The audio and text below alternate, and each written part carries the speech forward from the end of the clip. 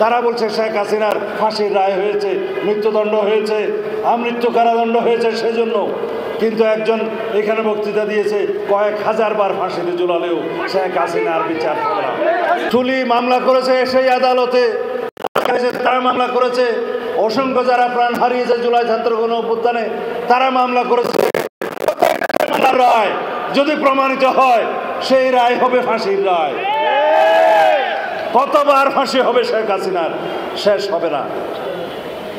মুজিব এবং হাসিনার ইতিহাস বাংলাদেশে গণতন্ত্র হত্যার ইতিহাস, হত্যাযজ্ঞের রাজনীতির নামে অপরাজনীতি প্রণয়নের ইতিহাস, সাংবিধানিকভাবে এই দেশে গণতন্ত্র তাদের ক্ষমা নয়।